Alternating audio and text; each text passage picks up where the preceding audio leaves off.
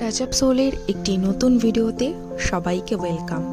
তোমরা জানো আমরা আগ্রা ঘুরতে এসেছি, মানে নর্থ ইন্ডিয়া এসেছি। তো ফার্স্ট আগ্রাতে এসেছি, সেই ব্লগ আমি শেয়ার করেছিলাম। তো আগ্রাতে এসে ফার্স্ট কোথায় আসতে হয়, আমরা কিন্তু তাজমহলে এসেছি। আমরা ভিআইপি গেট দিয়ে এন্ট্রি নিলাম। এবার এখান থেকে স্ট্রেট গিয়ে আমাদের রাইট টার্ন নিতে হবে। এই যে গেটটা দেখিয়ে দিলাম, এখান থেকে স্ট্রেইট গিয়ে রাইট টার্ন নিলে আরেকটা গেট মতো পড়বে।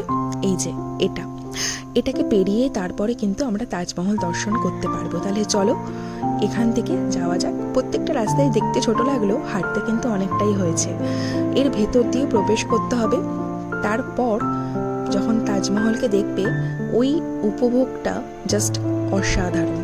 ওই অন্ধকার এই ঘরটার থেকে যখন ওই আলোর মধ্যে তাজমহলকে স্পষ্ট করে আলতো করে দেখতে পাওয়া যায়, তখন আলাদাই একটা অনুভূতি জাগে। আর দূর থেকে মনে হচ্ছে সেই শোপিসটাই দেখছি।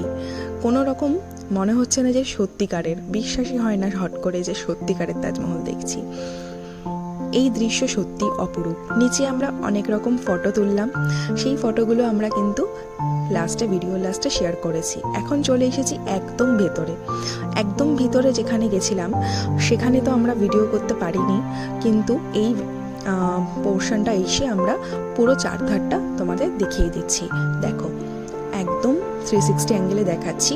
আর এটা কিন্তু ফ্রন্টটা, একদম ফ্রন্টে আমরা উপরে আছি। খুব সুন্দর লাগছে। আর দুপুরে রোদটা হালকা পড়েছে, দারুণ।